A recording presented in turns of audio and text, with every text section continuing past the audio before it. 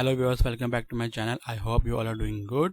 Today I am going to create a connection between our SQL server and our core project with the help of Entity Framework. Okay, Entity Framework core use करेंगे हम इसमें basically, और DB first approach का use करके मैं आपको दिखाऊंगा कि कैसे आप अपने प्रोजेक्ट के अंदर डेटाबेस कनेक्शन क्रिएट कर सकते हैं। और स्टेप बाय स्टेप आगे बढ़ेंगे। इसमें मैं आपको SQL सर्वर को यूज़ करते हुए मैं आपको स्टोर प्रोसीजर को भी यूज़ करना सिखाऊंगा। इसके अंदर कैसे आप कर सकते हैं DB फर्स्ट अप्रोच के थ्रू। ठीक है, तो स्टार्ट करते हैं हम। सबसे पहले फर्स्ट स्टेप में हम चलते हैं डेटाबेस के अंदर, एक DB क्रिएट कर लेते हैं। ठीक है, फटाफट क्रिएट डेटाबेस। हम अपने डेटाबेस का नाम रख लेते हैं DB फर्स्ट ही रख लेते हैं। ठीक है, इसको क्रिएट कर लेते हैं। इसके बाद इसको हम यूज़ कर लेते हैं, यूज़ कर लेंगे हम इसको। ठीक है, इसका काम ख़त्म हो गया। अब मैं आपको यहाँ पे एक टेबल क्रिएट करके दे देता हूँ, क्रिएट टेबल, जिसको हम कनेक्टिविटी के बाद डेटा को गेट करके दिखाएंगे आपको प्रोजेक्ट के अंदर। ठीक है, क्रिएट टेबल क्या ले, हम एम्प्लॉय ले लेते हैं। ठीक है, एम्प्लॉय के अंदर हम आईडी दे देते हैं, आईडी इंट होगा, और आइडेंटिटी दे देते हैं। आइडेंटिटी का मतलब होता है कि ऑटो इंक्रीमेंट होगा, हमें इसको फिल करने की ज़रूरत नहीं है। ठीक है, और प्राइमरी की भी बना देते हैं इसको। प्राइमरी की तो पता ही होगा आपको नहीं पता तो प्राइमरी की मतलब यूनिक डेटा को स्टोर करता है ये। ठीक है, इसके बाद हम नेम ले लेते हैं। नेम में कीवर्ड है तो एम्प्लॉय नेम ले लेते हैं। एम्प्लॉय नेम को हम varchar 50 कर देते हैं। ठीक है, इसके बाद एम्प्लॉय नेम हो गया, यहाँ पे सैलरी हो गया। सैलरी में हम varchar ले लेते हैं, क्योंकि डिपेंड करता है कि बड़ा है छोटा है, तो इंट में हम उसको नहीं रख पाएंगे। ठीक है, 50 ले लेते हैं इसका भी। एंड देन यहाँ पे हम ले लेते हैं जेंडर। Okay, varchar 10। ये हमारा टेबल क्रिएट हो गया, आई मीन टू से टेबल का फॉर्मेट हो गया। इसको हम क्रिएट कर लेते हैं। ठीक है, टेबल क्रिएट हो गया। इसमें कुछ डेटा को इंसर्ट कर देते हैं हम, जैसे कि इंसर्ट इनटू एम्प्लॉय। अब हमें वैल्यूज़ डालना है इसके अंदर। वैल्यूज़ में हमें आईडी डालनी नहीं है, नेम डालना है, सब कुछ varchar है तो सिंगल कोट के अंदर आएगा।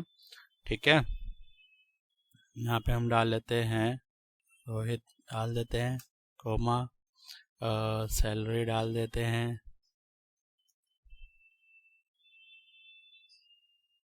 LPA। ठीक है, इसके बाद हम जेंडर डाल देते हैं मेल। ठीक है, ऐसे इसको हम 5 बार कॉपी कर लेते हैं, 4-5 डेटा आ जाएगा हमारे पास। ठीक है, कॉपी कॉपी सारी। ठीक है, यहाँ पे हम डाल लेते हैं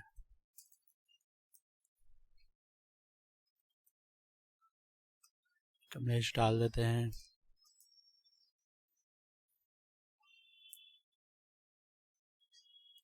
सैलरी, चेंज कर देते हैं। फिर इसके बाद हम यहाँ पे डिजिटल कोडिंग डाल देते हैं, ऐसे ही अपने चैनल को भी तो प्रमोट करना है ना भाई। ठीक है,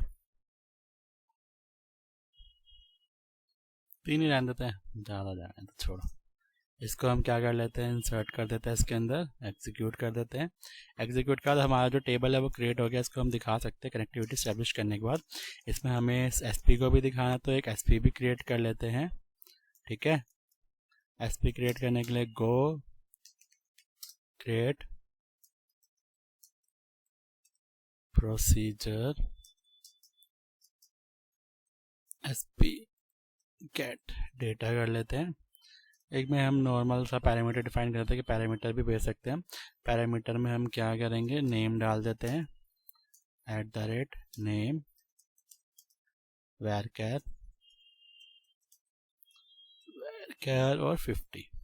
ठीक है, इसको हम यूज़ नहीं करेंगे, ऐसे दिखाने के लिए कि parameterized constructor, parameterized store procedure को हम कैसे एंटिटी फ्रेमवर्क के थ्रू यूज़ कर सकते हैं अपने कोर प्रोजेक्ट के अंदर। ठीक है। इसमें अब हमें क्या करना है, एज बिगिन यहाँ पे हम क्या करेंगे, सेलेक्ट स्टार फ्रॉम EMP कर देंगे, ठीक है, एंटर और एंड। यहाँ पे हमारा जो है स्टोर प्रोसीजर भी क्रिएट हो गया। अब इसको एक बार चला के दिखा देता हूँ मैं आपको। एग्जीक्यूट SP गेट डेटा, हमें एक पैरामीटर भेजना है इसमें जिसका कोई यूज़ नहीं करा हमने, तो कुछ भी भेज सकते हैं, ठीक है। डेटा हमें पूरा ही दिखाएगा इसके अंदर।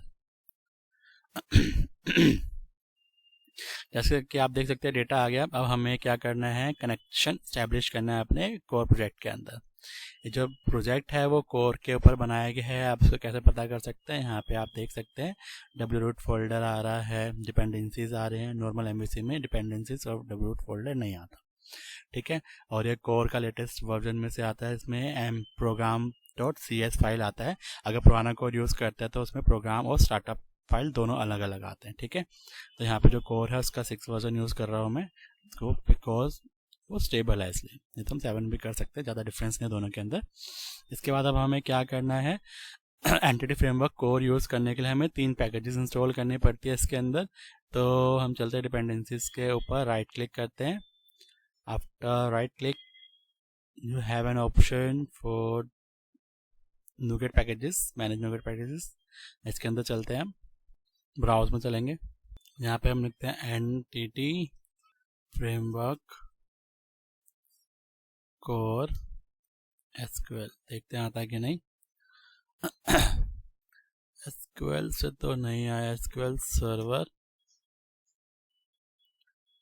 सर्वर से भी नहीं आ रहा है। SQL हटा देते हैं, एक बार देखते हैं क्या आ रहा है फिर। क्योंकि हम SQL सर्वर यूज़ कर रहे हैं तो एंटिटी फ्रेमवर्क जो है हमें SQL सर्वर का ही यूज़ करना है। तो यहाँ पे ऑप्शन नहीं आ रहा, लगता है हमें पूरा डालना पड़ेगा। तो इसको हम क्या करते हैं, एंटिटी फ्रेमवर्क को एक साथ लिख लेते हैं और शायद अब आ जाए एंटिटी फ्रेमवर्क .SQL सर्वर। हाँ, तो हमारा जो पहले वाला ऑप्शन है ये वाला, इसको हम इंस्टॉल करते हैं। इंस्टॉल करने से यहाँ पे जो लेटेस्ट वर्जन है उसका 7 है, लेकिन हमने जो कोर है वो 6 यूज़ किया, तो उसका भी हम 6 वर्जन ही यूज़ करेंगे। इसको इंस्टॉल कर लेते हैं। आपको एक मैसेज आएगा कि आप यूज़ करना चाहते हैं कि नहीं इसको, तो यस कर देंगे हम, ठीक है। आई होप आपको अब तक समझ में आया होगा अब तक हमने क्या किया। अगर आपको कोई क्वेश्चन है तो आप कमेंट में पूछ सकते हैं, मैं आपको रिप्लाई ज़रूर करूँगा।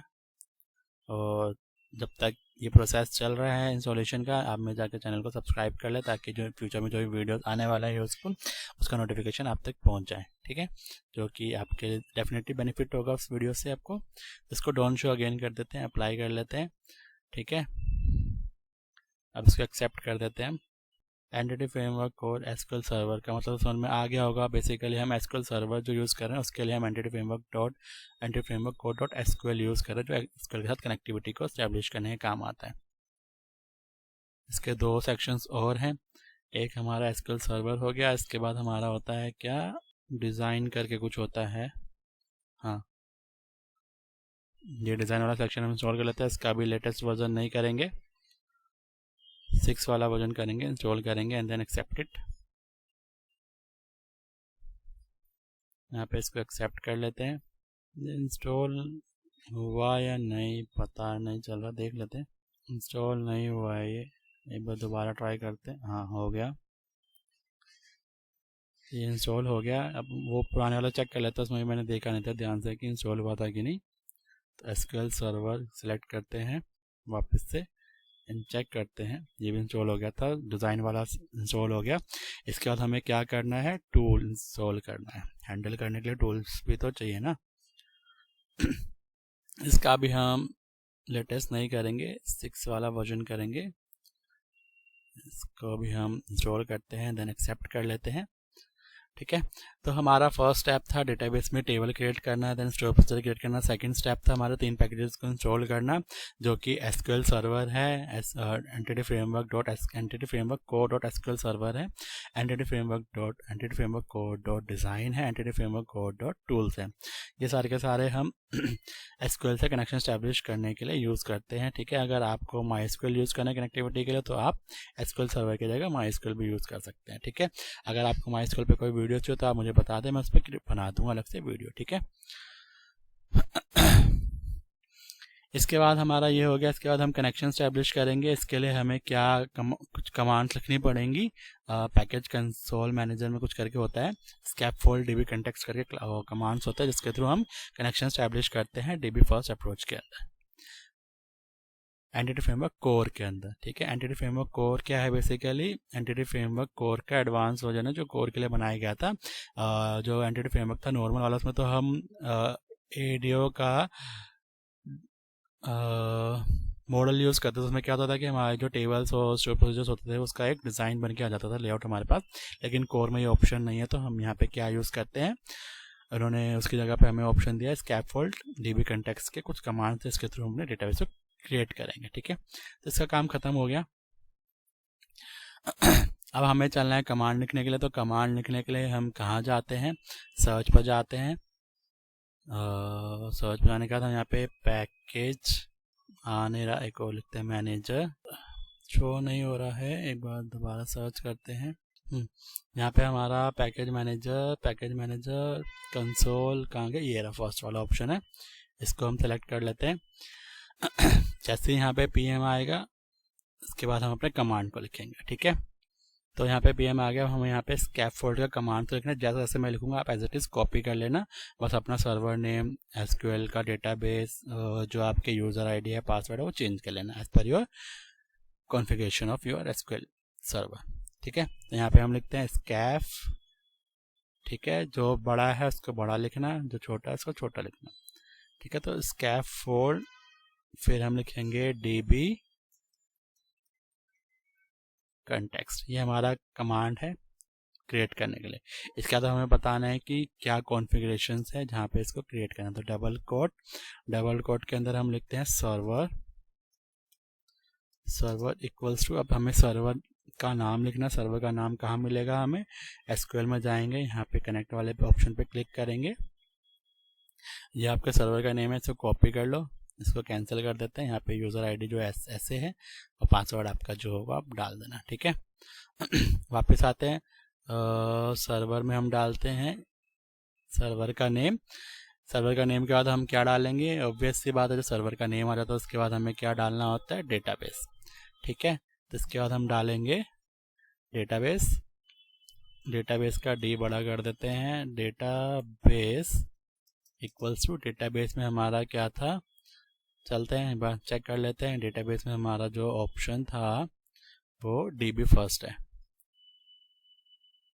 तो इसको कॉपी कर लेते हैं यहाँ से। वापस आते हैं अपने कोडिंग में और यहाँ पे हम डीबी फर्स्ट डाल देते हैं। ठीक है, डेटाबेस के बाद आपको क्या डालना है? अपना यूज़र नेम डालना है। तो यूज़र नेम के लिए हम क्या यूज़ करते हैं? सॉरी, यू क्लिक नहीं हो रहा था, यूज़र में हमारा था SA। ठीक है, इसके बाद आपका पासवर्ड में आपका 1 2 3 4। ठीक, इसके बाद आपको डालना है ट्रस्टेड कनेक्शन को यहाँ पे ट्रू करना है। ठीक है, ये आपका जो कमांड था वो हो गया। इसके बाद हमें आप डबल कोट से बाहर निकलना है। यहाँ पे इसको बताना है कि आप क्या यूज़ कर रहे हो माइक्रोसॉफ्ट का। तो यहाँ पे हम कनेक्शन स्टैब्लिश करने के लिए तो हम यहाँ पे क्या यूज़ कर रहे हैं? माइक्रोसॉफ्ट डॉट, यहाँ पे आता नहीं तो ध्यान से लिखना पड़ता है, एनटीटी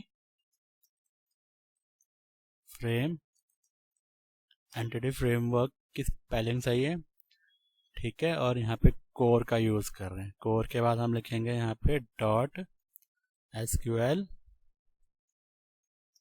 सर्वर। ठीक है, इसके बाद हमें अपने जो टेबल्स हैं वो कहाँ क्रिएट करने हैं, उस फोल्डर का नाम डाल देते हैं आउटपुट डायरेक्टरी में, OUT output directory DIR। Output directory का नेम हम डाल देते हैं, इक्वल्स टू में नहीं आएगा, सीधा नेम आएगा। आई मीन टू से मॉडल्स हमें कहाँ डालने हैं, मॉडल्स में डालना, सॉरी मॉडल्स करना है, मॉडल्स में ही डालने हैं। ठीक है, ये मॉडल्स है हमारा। तो ये हमारा क्रिएट कनेक्शन का हमने कोड लिख लिया, इसको हम एंटर करते हैं, देखते हैं क्रिएट होता है या एरर कुछ आता है, तो एरर आएगा तो इसको रिजॉल्व करेंगे। ठीक है, बिल्ड स्टार्ट हो गया हमारे डेटाबेस कनेक्टिविटी के लिए। हाँ, तो जो हमारा डेटाबेस का कनेक्शन है वो क्रिएट हो गया है विदाउट एनी इशू। इसमें हमें एक मैसेज शो कर रहा है, वार्निंग मैसेज के कह रहा है कि जो आपका कनेक्शन स्ट्रिंग है उसको आप अपने जो आपका DB कंटेक्स्ट फाइल है वहाँ से हटा के आप उसको कहीं और शिफ्ट कर दें, ताकि जो हैकर्स के थ्रू इशू आता है उससे आप उसको बचा सकते हैं। ठीक है, ये हमारा थोड़ा इशू चल रहा है तो ये बार बार मिनिमाइज हो जाता है। हाँ, तो आप देख सकते हैं यहाँ पे जो हमारा जो फाइल्स हैं उनमें से टेबल्स हैं वो आ गई हैं। ये तो पहले से ही था मॉडल के अंदर, ये एम्प्लॉय टेबल हमने क्रिएट किया था, इसको ओपन करके आपको दिखा देता हूँ। उसमें आपने क्या किया था, आईडी क्रिएट किया था, एम्प्लॉय नेम, सैलरी और जेंडर। ठीक है, यहाँ पे जो है एम्प्लॉय नेम, सैलरी और जेंडर जो है वो नलेबल है, आई मीन टू से नल वैल्यूज आ सकती है, क्योंकि आपने वहाँ पे कुछ मेंशन नहीं किया था, इसलिए इसको नलेबल बना दिया ऑटोमेटिकली। ठीक है, और जो दूसरा है आपका DB कंटेक्स्ट है, इसके अंदर बेसिकली आप अपने स्ट्रिंग को मेंशन करेंगे, जो भी आपके प्रॉपर्टीज़ होंगी, आई मीन टू से मॉडल्स होंगे, उसको इम्प्लीमेंट करेंगे, देन उसको यूज़ करेंगे। ठीक है, इसमें आपको दिया गया है ये, तो वहाँ पर जो मैसेज शो कर रहा है ये वाला बेसिकली इसके लिए शो कर रहा है कि आप इसको यहाँ से हटा लें, नहीं तो आपको फ्यूचर में इश्यूज फेस करने पड़ सकते हैं रिगार्डिंग SQL इंजेक्शंस। ठीक है, तो इसको हमें कहाँ लिखना पड़ता है, इसको हमें लिखने के लिए जाना पड़ता है जेसन के फाइल में, ऐप सेटिंग्स डॉट जेसन में चलते हैं हम। अगेन मिनिमाइज हो गया ये, इसके बाद ये हो गया यहाँ पे लॉगिन का जो ब्लॉक क्लोज है, उसके बाद ओपन करते हैं अपना ब्लॉक ओपन करने वाला डबल कोट में हमें क्या लिखना है, कनेक्शन स्ट्रिंग। ठीक है, कनेक्शन स्ट्रिंग में अब हमें क्या लिखना है, कनेक्शन स्ट्रिंग का नेम होगा जो आपको यूज़ करना है, तो इसके अंदर हम लिखते हैं डबल कोट में कौन स्ट्रिंग। आप कुछ भी लिख सकते हो, इसके पर कोई लिमिटेशन नहीं है। ठीक है, बेसिकली नेम होता है आपके कनेक्शन स्ट्रिंग का। ठीक, इसके बाद आपको ये कॉलन लगाना है, एंड देन इसके अंदर आपको कनेक्शन स्ट्रिंग का जो भी आपका जो DB कंटेक्स्ट में जो क्रिएट होके आया है उसको पेस्ट कर देना है। इसको हटा देते हैं, इसको भी हटा देते हैं, अलग अलग हो गए सारे। ठीक है, यहाँ पे आते हैं, यहाँ से आपको कॉपी करना है इसको यहाँ तक, Ctrl+C, और इस पूरे सेक्शन को अब हम यहाँ से हटा देते हैं क्योंकि हमें इसकी ज़रूरत नहीं है। अब जो कनेक्शन स्ट्रिंग है उसको हम चलते हैं लेके अपने इसके अंदर पेस्ट कर देते हैं। ठीक है,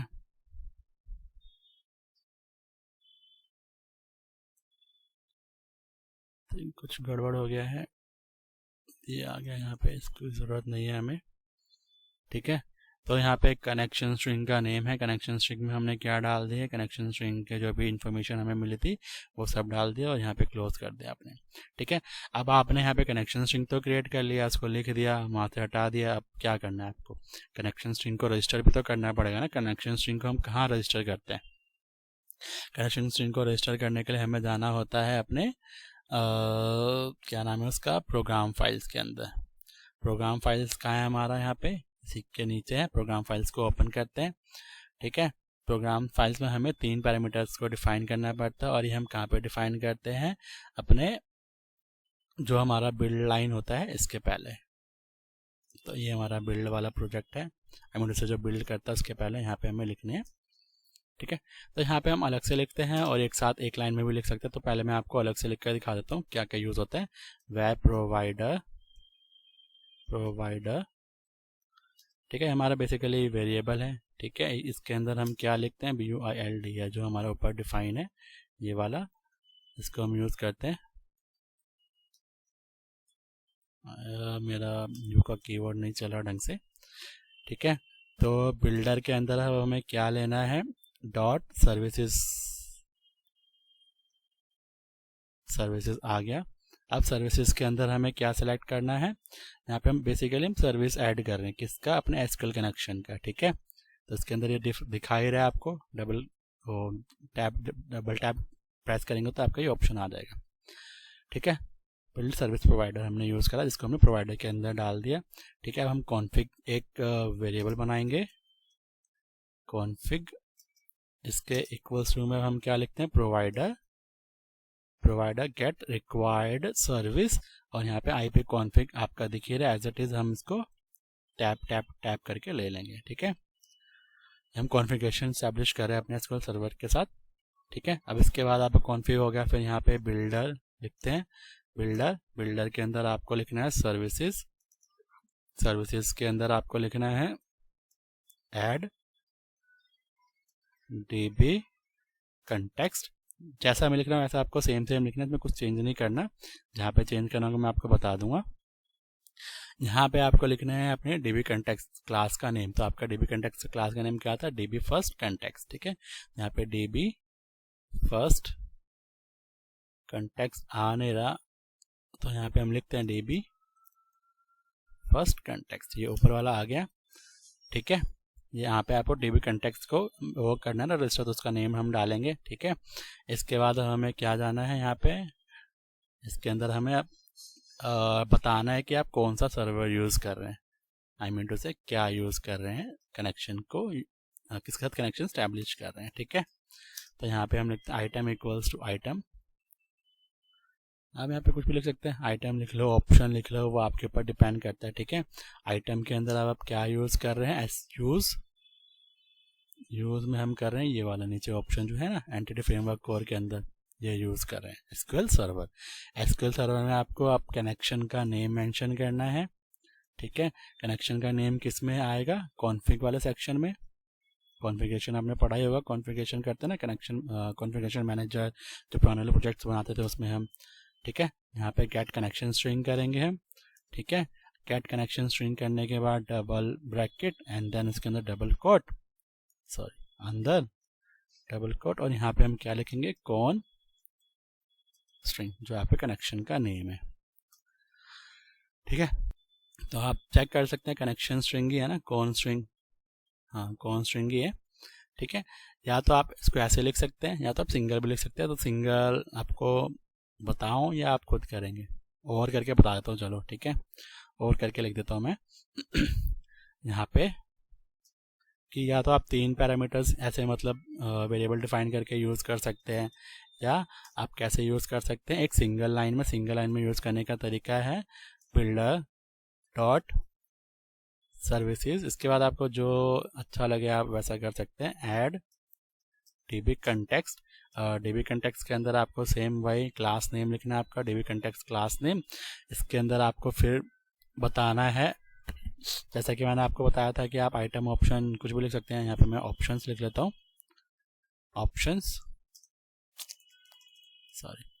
ऑप्शंस के बाद जैसे कि हमने ऊपर करा है सेम एज इट इज़ वैसे ही करेंगे अभी तक।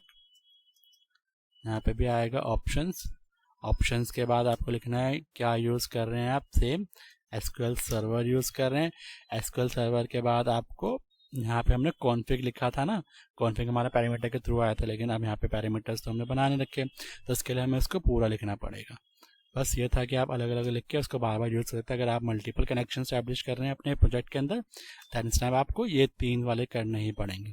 अगर सिंगल कर रहे हो तो आपको बड़ी जो कोडिंग है वो बार बार रिपीट करना पड़ेगा। रिपीटेशन ऑफ कोडिंग से बचाने के लिए हमें ये 3 लाइन्स अलग अलग हमने लिखी थी। ठीक है, बिल्डर डॉट कॉन्फ़िगरेशन हमने लिखा, कॉन्फ़िगरेशन के अंदर अब क्या आता है, गेट कनेक्शन स्ट्रिंग आता है। गेट कनेक्शन स्ट्रिंग के अंदर हम कनेक्शन का नाम लिखें, कनेक्शन का नाम क्या है आपके, जो ऊपर लिखा गया है। ठीक है, यहाँ पे हम लिखते हैं कॉन स्ट्रिंग। ठीक है, तो आपके ऊपर आप कौन सा यूज़ करना चाहते हो, कौन सा इजी लग रहा है। आपका सिंगल कनेक्शन है तो आप सिंपल एक लाइन लिख लो।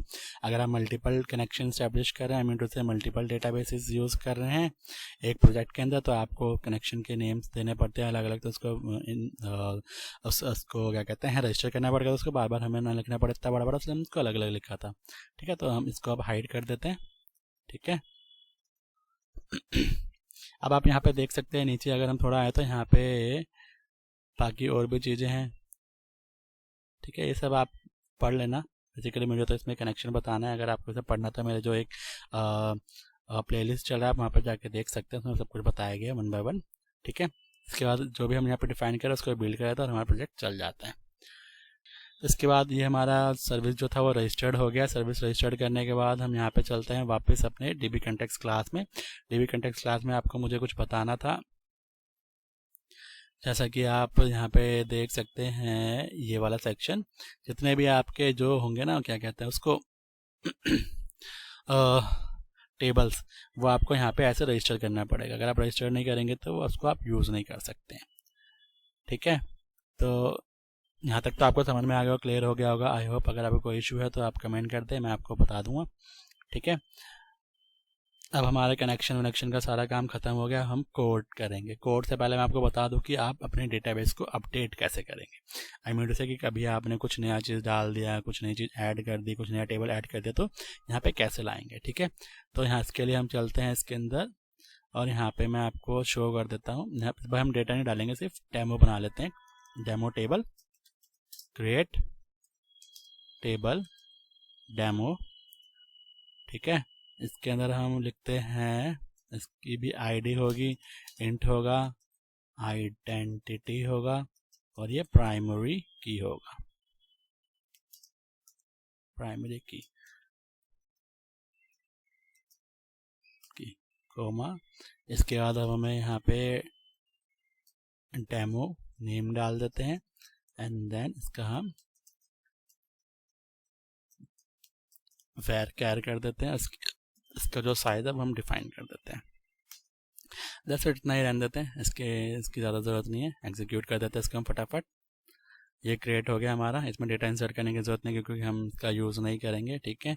तो आपको यहाँ पे फटाफट दिखा देता हूँ कि आप अब जो है यहाँ पे मॉडल के अंदर उसको कैसे लाएंगे इस टेबल को, ठीक है। अब यहाँ पे आपका एक क्वेश्चन होना चाहिए कि यहाँ पे जो हमने स्टोर प्रोसीजर बनाया था वो तो कहीं दिख ही नहीं रहा। स्टोर प्रोसीजर जो हमारा कोड होता है उसमें स्टोर प्रोसीजर जो है बाय डिफ़ॉल्ट एंटिटी फ्रेमवर्क का जो DB Context का जो कोड होता मीन से जो कमांड होता है वो स्टोर प्रोसीजर को क्रिएट नहीं करता, वो हमें मैनुअली करना पड़ेगा। तो पहले मैं आपको इस टेबल के थ्रू डेटा से कनेक्टिविटी दिखाता हूँ, देन अपना एक स्टोर प्रोसीजर को मैनुअली ऐड करेंगे, देन आपको उसके थ्रू भी आपको डेटा ला के दिखा दूंगा मैं, ठीक है।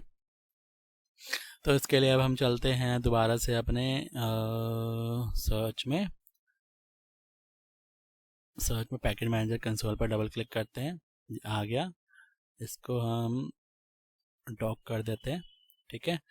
इसके बाद हम इसको दोबारा लाते हैं जो हमने कोड लिखा था और यहाँ पे एक फोर्स लिख देते हैं। फोर्स का मतलब होता है इसको दोबारा चला और जो भी चीज़ें वो दोबारा से ऐड कर दो, ठीक है। नई चीज़ें मतलब जो एक्स्ट्रा चीज़ें आई होंगी ना, जो पहले जो डेटा हमारे पास अवेलेबल है उसके अलावा जो चीज़ें होंगी उसको ये ऐड कर देगा, ठीक है। उसके साथ एक इशू ये भी होता है कि हम बार बार जैसे हम उसको लिखेंगे तो हमारे अंदर कनेक्शन स्ट्रिंग भी शायद दोबारा क्रिएट कर देता है, तो उसको हमें हटाना पड़ेगा। देख लेते हैं करता है कि नहीं, थोड़ा वेट करते हैं। हाँ, तो आप देख सकते हैं यहाँ पे आपका जो मॉडल है, दूसरा जो क्लास था डेमो, वो भी मॉडल के फॉर्म में वापस आ गया। लेकिन अभी यहाँ पे क्या इशू होता है कि जो कनेक्शन स्ट्रिंग है ये बार बार जो है क्रिएट कर देता है ऑन कॉन्फिगरिंग फोल्डर मेथड के अंदर। तो आपको वो जाके हटाना पड़ेगा क्योंकि आपने कनेक्शन स्ट्रिंग एक बार मेंशन कर दिया है अपने जेसन फाइल में, तो उसको बार बार मेंशन करने की ज़रूरत नहीं है, ठीक है। तो इसको हम हटा लेते हैं, यहाँ से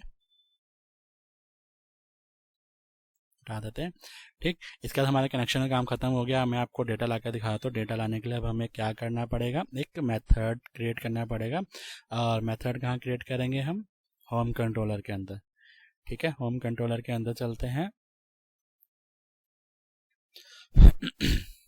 होम कंट्रोलर मैंने खोला था ना, हाँ यहाँ पे आते हैं। होम कंट्रोलर के अंदर हम इंडेक्स के अंदर चलते हैं। इंडेक्स के अंदर जाने से पहले हमें अपने DB Context क्लास को इंजेक्ट करना पड़ेगा। तो उसके लिए यहाँ पे हम लिख लेते हैं private read only DB Context class का नेम हमारा क्या था, DB फर्स्ट कंटेक्स्ट, और इसको हम लिख लेते हैं कंटेक्स्ट, ठीक है। अब इसको हम अपने प्रोसीजर आई मीन टू से अपने जो कंस्ट्रक्टर है उसके थ्रू इसको इंजेक्ट कर देते हैं। इसके अंदर भी हमें लिखना पड़ेगा हमारा कंस्ट्रक्टर है कोमा, ठीक है, DB Context class and then context. ठीक है, अब यहाँ पे सेम नेम है तो डिफ्रेंशिएट कैसे होगा? डिफ्रेंशिएट करने के लिए हम क्या यूज़ करते हैं? दिस यूज़ करते हैं। दिस का मतलब होता है कि इस क्लास के अंदर जो होगा उसको हम दिस के साथ डिनोट करते हैं अगर नेम सेम होता है। तो इस क्लास के अंदर जो कंटेक्स्ट है उसके अंदर जो दूसरा कंटेक्स्ट आ रहा है ना, उसकी वैल्यू को हम फिल करते हैं। ठीक है, तो हमने इंजेक्ट कर दिया है। अब यहाँ पे हम इंडेक्स के अंदर आते हैं। इंडेक्स के अंदर जो है एक ये रन करते चलता, तो हम इसी के अंदर यूज़ कर लेते हैं। इसके लिए हमें क्या करना पड़ेगा, जो हमारा व्यू है इंडेक्स का उसको डिलीट कर देंगे, क्योंकि जो इंडेक्स का व्यू है वो उसके अकॉर्डिंग बना हुआ है। हमें अपने अकॉर्डिंग बनाना है तो इसको हम राइट क्लिक करते हैं एंड देन जैसे ही ऑप्शन आता है इसको हम डिलीट कर देंगे। ठीक है, और फिर इंडेक्स में हम एक व्यू बनाएंगे एज पर आवर रिक्वायरमेंट। ठीक है, ये ऑप्शन आ गया, यहाँ पे आप इसको डिलीट कर सकते हैं। ओके, हाँ, हमारा जो व्यू है वो हट गया है। रिटर्न व्यूज के अंदर हम चलते हैं। अब हमें यहाँ पे कोड लिखना है जो हमने इंजेक्ट किया, इसके थ्रू हम डेटा को गेट करेंगे। तो यहाँ पे वैर डेटा निकाल है। डेटा कहाँ से आएगा? कंटेक्स्ट क्लास से आएगा। कंटेक्स्ट डॉट, उसके अंदर आपका एक क्लास होगा। What is the name of your class? Is employ. ठीक है, वहाँ पे एम्प्लॉय जो था वो EMPS से हमने उसको डिफाइन किया हुआ है। ठीक, जो हमने रजिस्टर किया है इसके अंदर IMD से ऑटो रजिस्टर्ड होता है। इसके बाद हमें इसको कन्वर्ट करना है टू लिस्ट। ठीक है, इसके लिस्ट कन्वर्ट हो गया। अब हमें लिस्ट में डेटा मिल जाएगा।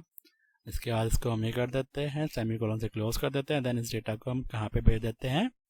व्यू के अंदर। ठीक, तो बस इस तरह से डेटा आ गया। अब आप इसको कहाँ पे शो करना है? आपके व्यू के ऊपर शो करना है, तो राइट क्लिक करेंगे, यहाँ पे व्यू के ऊपर ऐड व्यू करेंगे। यहाँ पे रेजर व्यू सेलेक्ट करेंगे, ऐड करेंगे। अब आप यहाँ पे देख सकते हैं कि जो मैंने डेटा है वो अपने मेन पेज कंट्रोलर पे कॉल कर दिया, जबकि ये एक अच्छा प्रोसेस नहीं है। इसके लिए आप फ्यूचर में जो भी हैकर्स होते हैं, अगर आप मेन प्रोजेक्ट बना रहे हैं तो वो ईजिली यहाँ पे हैक कर सकते हैं आपके डेटा को। तो इसके लिए आप उसको अवॉइड करने के लिए आप जो है जो भी डेटाबेस से रिलेटेड इन्फॉर्मेशन होता है उसके लिए आप एक रिपोजिटरी बना लें, IMD से अलग से मॉडल बना लें, वहाँ पर डेटा गेट करें, देन उसको यहाँ पे कॉल करें। इसके थ्रू आपका जो डेटाबेस से रिलेटेड कोड होगा वो सिक्योर रहेगा। ठीक है,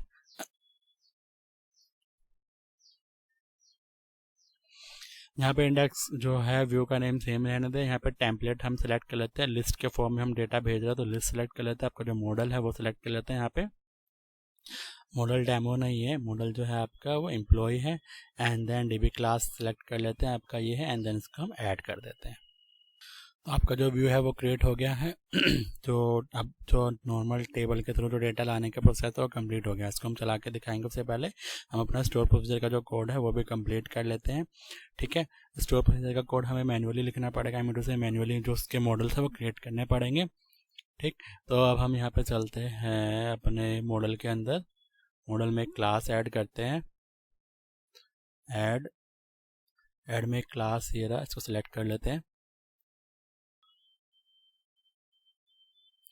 आप कुछ भी नेम दे सकते हैं। मैं यहाँ पे दे देता हूँ SP गेट करके। ठीक है, ओके कर लेते हैं। ये हो गया। अब यहाँ पे जो मॉडल में जो पैरामीटर्स है वो सेम होने चाहिए जो आपका स्टोर प्रोसीजर रिटर्न करता है। स्टोर प्रोसीजर क्या रिटर्न कर रहा है? वही सारा डेटा जो हम टेबल के थ्रू ला रहे हैं। तो एज इट इज़ यही रिटर्न कर रहा है, तो हम एज इट इज़ इसको पूरा का पूरा कॉपी कर लेते हैं यहाँ से यहाँ तक। ठीक है, इसको कॉपी कर लेते हैं एंड चलते हैं अपने इस वाले प्रोसेस के अंदर, बस इसको एंटर कर देते हैं। ठीक है, तो आपको समझ में आ रहा होगा SP बेसिकली क्या है। SP का आपका हर प्रोसेस जो है आपको फुल आपको अपनी तरफ से कंप्लीट करना पड़ता है। तो यहाँ पे आपने एक जो है SP गेट एक रिपोजिटरी बनाई है। अब इस रिपोजिटरी को आपको क्या करना पड़ेगा?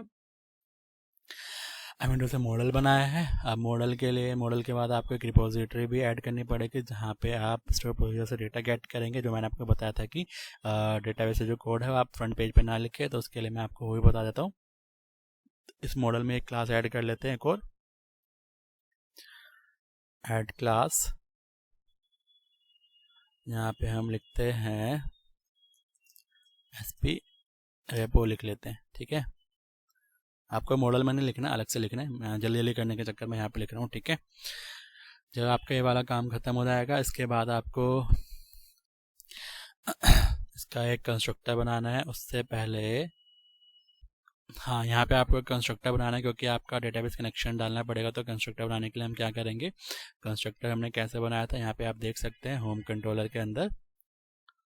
होम कंट्रोलर जो आपका क्लास है, क्लास के अंदर आपने ऐसे कुछ क्रिएट किया था। तो ऐसे ही वहाँ पे भी आपको क्रिएट करना है। इसको हम कॉपी कर लेते हैं सीधा सीधा यहीं से, पूरा का पूरा कोड, ये वाला सेक्शन, और चलते हैं अपने रैपो के अंदर। अभी हमारा क्लास है, क्लास के अंदर इसको हम डिफाइन कर देते हैं। तो यहाँ पे हम लिखते हैं पब्लिक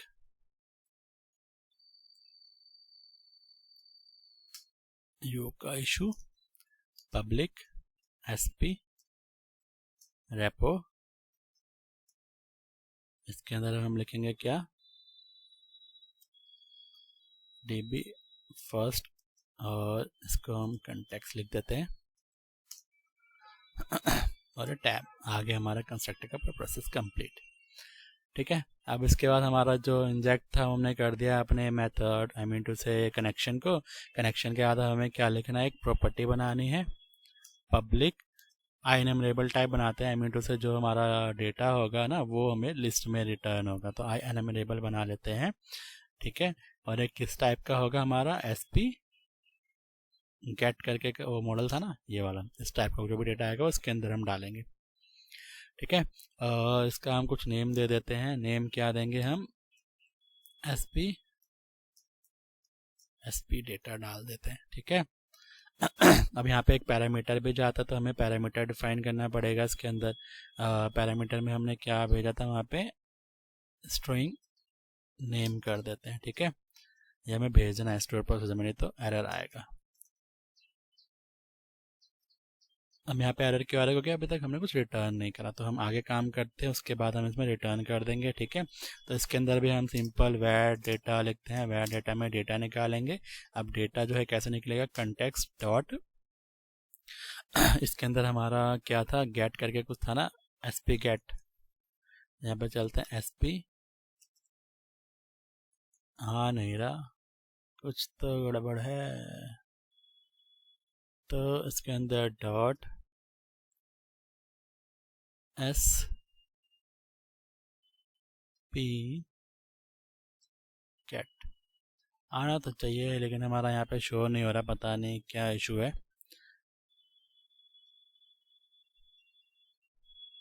अरे हाँ, इस मॉडल को हमने वो तो करा ही नहीं है रजिस्टर।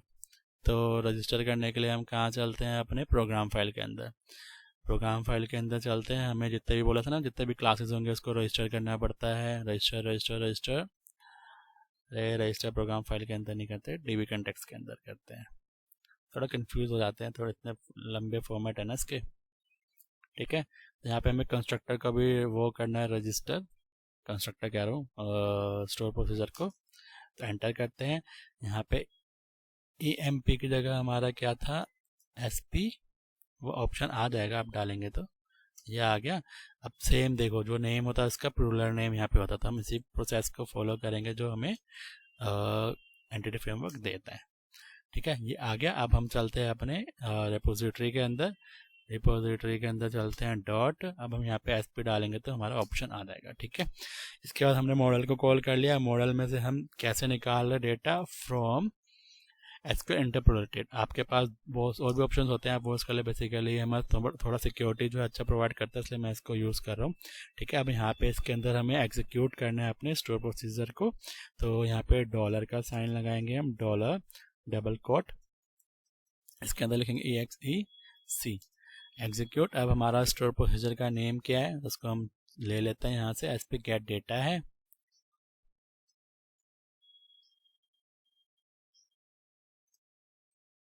वापस आते हैं, स्टोर प्रोसेस का नेम हम लिख देते हैं SP डेट डेटा। इसके बाद हमें इसका वेरिएबल डिफाइन करना है। वेरिएबल जो है एज इट इज़ आपका जो वहाँ पे डिफाइन था वही लेना है, नेम, एंड देन इसके इक्वल्स टू में हम इसके वेरिएबल को डाल देंगे। यहाँ पे वेरिएबल क्या हमारा नेम। इसी तरह आप मल्टीपल वेरिएबल्स को भी डाल सकते हैं, कॉमा लगा लगा के, कॉमा इसके आगे कॉमा लगाना, @ फिर दूसरा वेरिएबल, उसका जो हम भेजेंगे वो, ऐसे आप बार बार कर सकते हैं। ठीक है, इसको अभी हम टू लिस्ट में कन्वर्ट करेंगे। टू लिस्ट, आपका जो डेटा है वो लिस्ट में कन्वर्ट होकर आपको मिल गया। ठीक है, अब आपको क्या करना है, इसको रिटर्न करना है। रिटर्न अब यहाँ पे हम डायरेक्ट डेटा रिटर्न करेंगे तो एरर आएगा, इसको हमें वो करना पड़ेगा, मैप करना पड़ेगा। तो मैप करने के लिए हम क्या करते हैं, यहाँ पे लिखेंगे मैपिंग के लिए आई अनमरेबल लिखेंगे, क्योंकि हमारा जो डेटा है उसमें रिटर्न हो रहा है आई अनमरेबल जो है उसके अंदर एक किसके साथ मैप करना है, इसको हमें SP कैट के साथ। ये हो गया, ठीक है। इसको हमने मैप कर दिया, आपका डेटा आ गया, इसको रिटर्न कर दिया। अब रिटर्न करके हम इसको कहाँ ले जाएंगे, जो हमारा कंट्रोलर है, कंट्रोलर पर चलते हैं। अब हमारा SP से हमने डेटा निकाल लिया, इसको रिटर्न कर दिया, इसको हमें कंट्रोलर पर गेट करना है। तो कंट्रोलर पर गेट करने के लिए हम यहाँ पे आते हैं। अब हमने यहाँ पे जो रेपो बनाया है रिपोजिटरी, इसको हमें ऐड करना पड़ेगा सर्विस के अंदर। सर्विस जो है प्रोग्राम फाइल में ऐड होता है, ठीक है। तो प्रोग्राम फाइल में ऐड करने के लिए हम चलते हैं, जो हमने ऊपर लिखा हुआ है बिल्ड करने से पहले सर्विस करके होगा ना कुछ, सर्विस यहीं पे लिख देते हैं। चलो आता है तो लिख देते हैं, यहीं पे आना चाहिए वैसे तो। जितने भी हम रिपोजिटरीज बनाएंगे, जितने भी हम न्यू सर्विसेज बनाएंगे जहाँ पर डेटा गेट करेंगे, उसको हमें रजिस्टर करना पड़ेगा इनसाइड दिस, इनसाइड मतलब प्रोग्राम फाइल के अंदर। तो बिल्डर सर्विस डॉट, यहाँ पे इसको करते हैं, ये वाला सेक्शन हमें नहीं चाहिए, सर्विसेज डॉट के बाद हमें करना है ऐड ट्रांजिएंट ऑप्शन। इसमें मल्टीपल ऑप्शन होता है, स्कोप होता है, ट्रांजिएंट होता है, एक और होता है। उन सबको हम अपने एज पर रिक्वायरमेंट यूज़ करते हैं। अगर आपको इनके बारे में डिटेल इन्फॉर्मेशन जो था आप बता दें, मैं आपको अलग से एक वीडियो बना के इसके बारे में डिटेल इन्फॉर्मेशन दे दूंगा, ठीक है। अब हमने ये तो कर लिया। अब इसके अंदर हमें क्या पास करना है, रिपोजिटरी का नेम। रिपोजिटरी का नेम क्या था, ये हमने कर दिया। अब हमारा ये जो काम है वो ख़त्म हो गया, रजिस्टर्ड हो गया हमारा, ठीक है। अब हम कुछ चलाएंगे तो चल जाएगा, अगर रजिस्टर नहीं करते तो उसमें एरर आता और चलता नहीं। मतलब वो हमें कंट्रोलर पे गेट नहीं कर सकते थे उसका डेटा, इसलिए हमने इसको यहाँ पे रजिस्टर करा है, ठीक है। अभी भी कुछ इशू है तो आप पूछ सकते हैं, नहीं तो हम आगे बढ़ते हैं। मुझे से कमेंट में पूछ लेना, मैं आपको फ्यूचर में बता दूंगा, ठीक है। तो यहाँ पे अब हम लिखते हैं पब्लिक, म्यूट का बटन ठीक करवाना पड़ेगा मेरे को, पब्लिक आई एक्शन रिजल्ट, यहाँ पे हम लिख देते हैं SP, क्योंकि हम SP कॉल कर रहे हैं, ठीक है। सेम अब हमारा यहाँ पे जो रजिस्टर्ड हो गया, वहाँ से हमने डेटा मंगा लिया। तो सिंपल सा काम है कि आप यहाँ पे डेटा लो, उसको कॉल कर लो, ठीक है। तो यहाँ पे आप जो यहाँ पे हमने जैसे इसको इंजेक्ट किया है इस वाले सेक्शन को, वैसे आप अपनी रिपोजिटरी को भी इंजेक्ट कर सकते हो, नहीं तो आप उसका एक मेथड बना सकते हो। यहाँ पे हम क्या करेंगे, मेथड बनाएंगे, ठीक है। मेथड बनाने के लिए हम क्या करेंगे, मेथड जो हमारा रिपोजिटरी का नेम है वो लिखेंगे रेपो। इसके बाद हम यहाँ पे लिख देते हैं repo obj equals to new repo, new SP repo, ठीक है। अब इसके अंदर हमें मेंशन करना पड़ेगा, क्योंकि ये कंस्ट्रक्टर जो था वो पैरामीटराइज कंस्ट्रक्टर था, तो यहाँ पे कंस्ट्रक्टर के अंदर हमें पैरामीटर भेजना पड़ेगा। और पैरामीटर क्या भेजना है, हमें कनेक्शन भेजना है, ठीक है। तो यहाँ से हम कंटेक्स्ट क्लास भेज देते हैं कनेक्शन के लिए, ठीक है। इसके बाद हम नीचे आते हैं, ऑब्जेक्ट क्रिएट हो गया हमारा यहाँ पे वेर, यहाँ पे हम रिजल्ट ले लेते हैं, रिजल्ट आएगा ना अब हमारे पास जो हमने वहाँ से गेट कराया है, या तो डेटा लिख लो, रिजल्ट लिख लो, वो आपके ऊपर है, ठीक है। यहाँ पे रेपो obj डॉट, अब उसके अंदर जो क्लास है उसको हम कॉल करेंगे, what is the name of that class, SP data, I think so. यहाँ पे देख लेते हैं, हमारा SP डेटा ही है, ठीक है। Constructor, where is the constructor here, SP data आपने लिख लिया। इसके अंदर आपको एक नेम भेजना है, नेम में आप कुछ भी भेज सकते हो, क्योंकि ये तो हम यूज़ कर नहीं रहे अपने उसके अंदर, तो आप जो मर्जी आप भेज सकते हो, ठीक है। ये सिर्फ पैरामीटराइज कंस्ट्रक्टर कैसे यूज़ होता है उसके लिए बनाया गया है, ताकि आपको अंडरस्टैंड हो जाए एक ही बार में। नहीं तो पैरामीटराइज अलग से कहाँ, फिर कंस्ट्रक्टर नहीं, store procedure, parameterize store procedure कैसे यूज़ करते हैं उसमें आपको एक ही बार में समझ में आ रहा है, इसलिए मैंने ऐसे यूज़ किया है, ठीक है। अब यहाँ पे हमें रिटर्न करना है व्यू रिजल्ट। अब यहाँ पे हमें एक व्यू ऐड कर लेना है, ऐड व्यू। थोड़े जो वर्ड्स हैं वो थोड़े इधर उधर हो गए, तो आप अंडरस्टैंड कर लेना, अगर कुछ इशू हो तो बता देना, मैं आपको कमेंट बॉक्स में उसका रिप्लाई दे दूँगा, ठीक है। तो जो हमारा मेन कोडिंग था वो कंप्लीट हो गया, अगर कुछ इशू नहीं आता तो, ठीक है। यहाँ पे हमारा स्टोर प्रोसीजर सेम रहेगा, यहाँ पे जो हमारा डेटा है वो भी लिस्ट के अंदर आ रहा है, तो लिस्ट लेंगे। अब रिक्वायर्ड जो मॉडल टेम्पलेट है वो आपका जो है मॉडल एसपी गेट है, मॉडल क्लास सेम रहेगा, एंड देन इसको ऐड कर लेते हैं हम। आई होप आपको समझ में आ गया होगा अब तक सब कुछ। अब इसको रन करके मुझे आपको दिखाना है कि क्या हमारा जो कनेक्शन है वो सही से हुआ है, डेटा आ रहा है, शो हो रहा है या नहीं, विद द हेल्प ऑफ बहुत सिंपल टेबल के थ्रू और एसपी के थ्रू। ये जो स्कैप फोल्डिंग है बेसिकली क्या करता है, आपका जो व्यू है वो ऑटो जनरेट कर देता है, जिसके अंदर आपको कुछ लिखने की ज़रूरत नहीं पड़ती, वो टेक्स्ट बॉक्सेस सब कुछ क्रिएट करके दे देता है, जिसके अंदर आपका जो डेटा है वो शो हो जाएगा। लिस्ट बना रहे हो तो लिस्ट जो है आपका एक बेसिकली टेबल फॉर्मेट में डेटा को रिप्रेजेंट कर देगा, जितना डेटा आप वहाँ से गेट करके लाओगे। तो आपका जो व्यू है वो क्रिएट हो गया है। हम अपने कंट्रोलर में वापस चलते हैं, फटाफट वहाँ पे डिबगर्स लगाते हैं और इसको रन करते हैं, ठीक है। तो एक डिबगर आपका स्टोर प्रोसीजर के अंदर लगेगा और एक डिबगर आपका इंडेक्स के अंदर लगेगा, एंड देन इसको हम रन करते हैं। वो इजी है, कुछ ज़्यादा डिफ़िकल्ट नहीं है, बस आपको जो स्टोर प्रोसीजर है उसका जो मॉडल क्लासेस है उसको मैन्युअली लिखना पड़ता है डीबी फर्स्ट अप्रोच के अंदर, और कोड फर्स्ट अप्रोच के अंदर भी सेम प्रोसेस है, बस उसमें आपको जो मॉडल है उसके अंदर आपको नोट मैप लिखना पड़ेगा, नहीं तो वो आपका जो मॉडल है वो टेबल के अंदर क्रिएट हो जाएगा, एज अ टेबल क्रिएट हो जाएगा डीबी के अंदर। तो वहाँ पर थोड़ा रिस्ट्रिक्शन जो है ज़्यादा है, उसको ध्यान रखना पड़ेगा। यहाँ पे आपका डीबी कंटेक्स्ट क्लास जो है ऑटो जनरेट होता है, वहाँ पे कोड फर्स्ट अप्रोच में आपको मैन्युअली क्रिएट करना पड़ता है। तो नेक्स्ट वीडियो जो है वो कोड फर्स्ट अप्रोच के ऊपर होगा, तो मैं आपको उसमें दिखा दूंगा क्या क्या डिफरेंस है और क्या क्या आपको करना पड़ रहा है, ठीक है। उसमें कुछ इशू आ गया है तो देखते हैं, शायद टाइम ज़्यादा ले लिया इसलिए हो रहा है। तो यहाँ पे हम लिख लेते हैं कंट्रोलर का name and then home and method,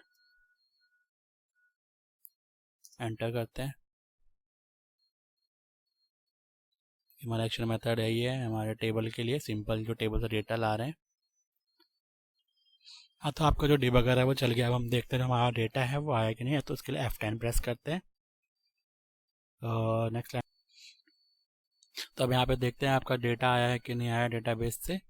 hover करेंगे इसके ऊपर अपना माउस ले जाके तो दिखना चाहिए, क्योंकि एरर तो कुछ आया नहीं है, ठीक है ना। तो यहाँ पे देख सकते हैं तीन डेटा आ गए हैं जो आपके उसमें लिखे गए थे एज इट इज़ वही, ठीक है। तो यहाँ पे कंट्रोल या कॉन्टिन्यू आप दबा सकते हैं, कंट्रोल F5 या कॉन्टिन्यू, ठीक है। कॉन्टिन्यू हम क्लिक करते हैं और देखते हैं हमारा जो डेटा है वो व्यू पे शो होता है या नहीं। हाँ, जो आपका डेटा था वो व्यू पे इस तरह से रिप्रेजेंट हो रहा है with the help of table. अब आपको मुझे दिखाना है कि स्टोर प्रोसीजर कॉल करके हमने जो डेटा मंगाया है वो आया कि नहीं, वो भी बिल्कुल सेम ही आया कि हमारा जो कॉलम्स है वो सेम है, ठीक है।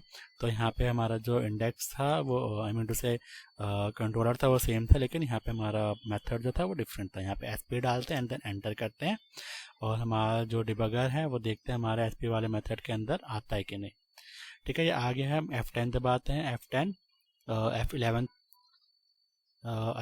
सॉरी F11 नहीं दबा सकता मैं, वीडियो रिकॉर्ड हो रहा है उसके लिए, ठीक है। तो F10 ही दबा देता हूँ मैं।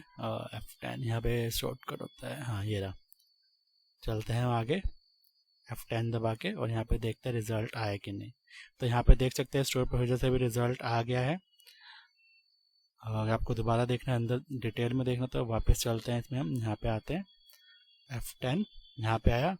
अब यहाँ पे हमें F11 प्रेस करना है। F11 के लिए कोई शॉर्टकट बटन तो होता है जो मेरे को याद नहीं आ रहा है। यहाँ पे F11 ये रहा,